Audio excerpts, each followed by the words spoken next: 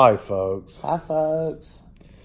Tam and I have decided tonight to take another swing at a taste test video. But first, let me express our regret at the fiasco that was our last taste test video, Dahlonega Treats Mild to Wild. It started out well enough, and then it took a sharp left turn. I should have been happy with a little song, a little dance, but inevitably I went for the seltzer down the pants, and the results were horrifying. If you are a person of a sensitive nature, I implore, no, I beseech you, do not go and look at Dahlonega Treats Mild to Wild. Avoid it for the sake of your sanity.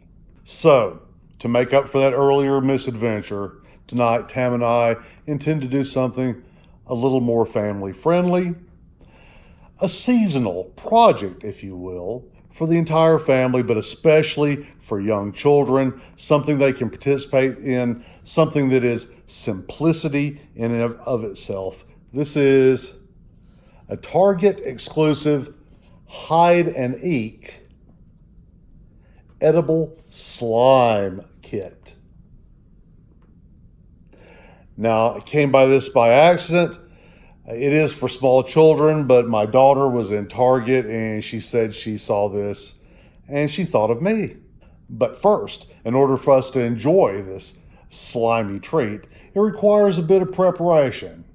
So it's off to the kitchen, but I warned you, it's going to require a bit of time travel for us to get this done in a manner that keeps you from turning this video off and going to one that's shorter.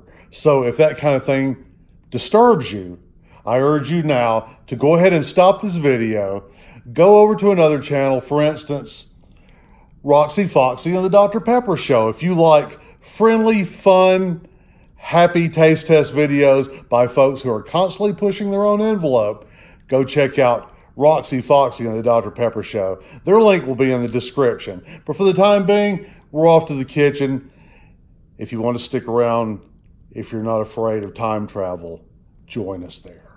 Okay, as I just said, nothing could be simpler. There's really only two ingredients to this, and that's the slime mix and 2 cups of water.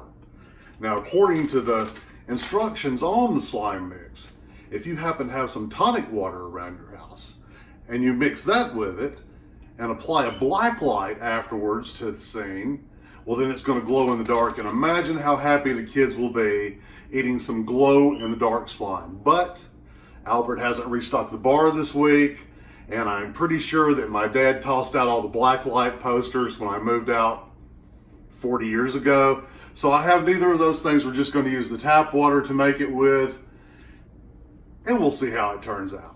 Now, 2 other things came with this little kit.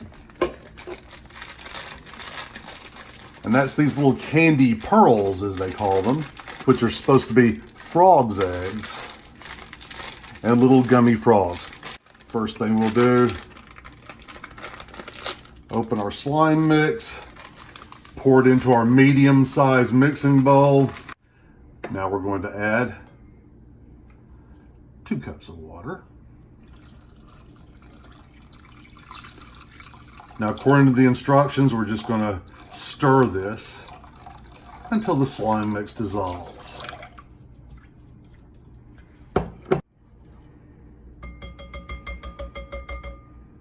Now, according to the instructions, we pop it in the fridge for 1 hour. Now, the next thing we'll have to do when it comes out is decorate it to make it look even more gross. And now, through the miracle of modern technology, we're going to speed through time. Okay, it appears we made the jump through time successfully. It appears to have the proper viscous consistency. Now it's time to apply the finishing touches. So I'm not going to try to get cute applying these frog eggs to our slime. Instead, I'm going to see what kind of penetration I can get by sprinkling them from high up.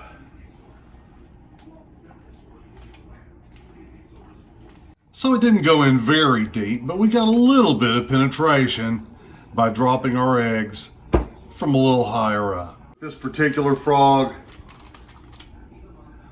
appears to be horribly mutated. He has flaps of loose froggy flesh dangling from the sides.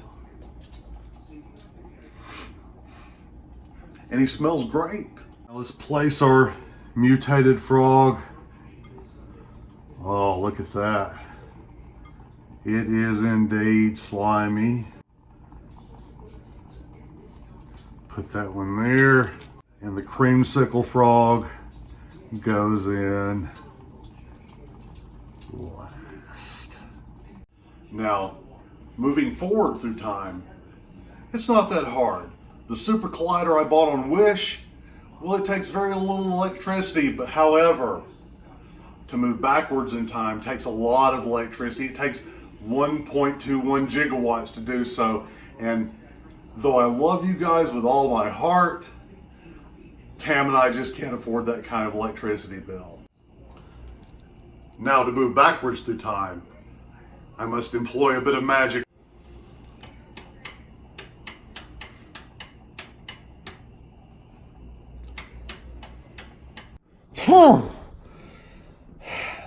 That magic time travel is something else.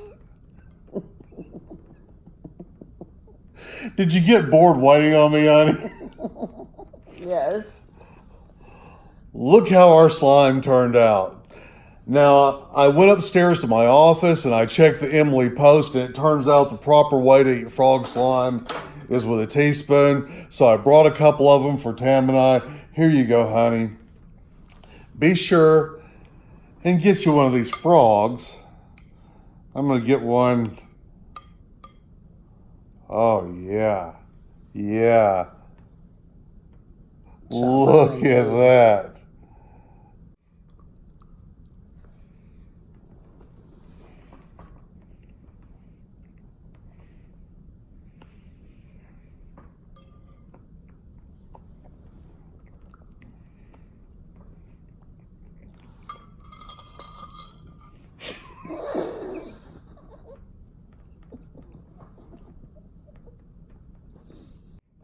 Tammy has actually spit it back into the bowl. It's a little tart. A little tart. They tried to balance it out with the frogs and with the little eggs, but it's very, very tart. It smacks you in the face when you buy. But I think kids that like the sour stuff, sour stuff will really go for this right here. But I don't think Tammy and I will be finishing the rest of this particular bowl. Okay, for our next taste test, something that's probably already been done. It's been out there for a while. We found it at Target. I'm sure it's at other places too. If someone else has already done this, we apologize, but we've been sitting on these for a while, and I've been salivating over them. Now, among the things that Norman Bates and I have in common is a love of candy corn. Tam, not so much, but every year at this season, I enjoy that buttery, syrupy taste of a fresh piece of candy corn. But, as it turns out, the good folks at M&ms have come up with a candy corn flavored M&M. So what Tam and I are going to do tonight, we are going to taste regular candy corn. Then we are going to have the M&M candy corn, and we're going to judge this based on flavor, if it's the same, if it's close, if they've captured the essence of candy corn, and if it just tastes good, if it's something we would try again afterwards.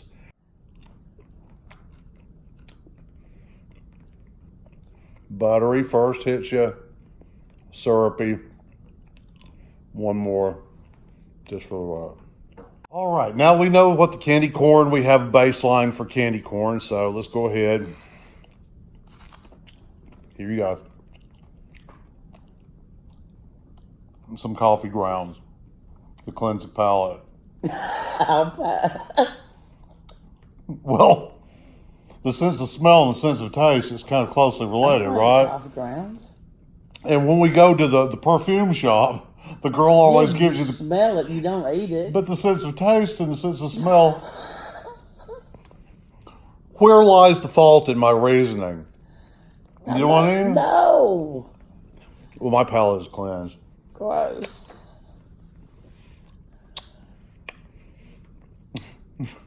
It's not decaf. Now we're going to try the new M&ms candy corn flavored candy.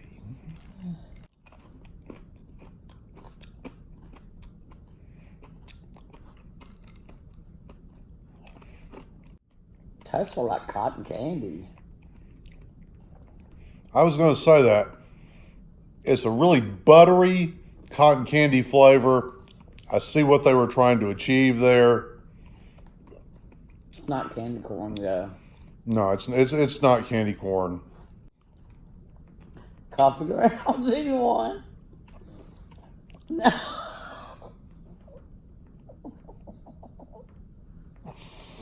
So, folks, as Tam munches on candy corn, we're going to wrap this one up. Thank you very much for sticking with us. We hope in some small part this more family-friendly version of our taste test makes up for the horrible, horrible abomination that was our last taste test video entitled Dahlonega Treats Mild to Wild. Don't watch it if you have a sensitive constitution. Until next time. Bye. Bye. Missed.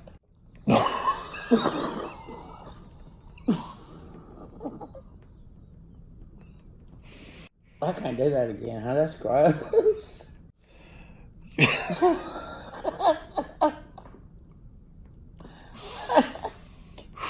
Now, if we're going.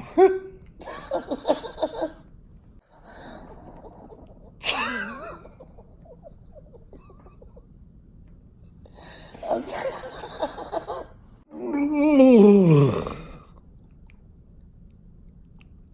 can't believe you just did that. Tammy has actually.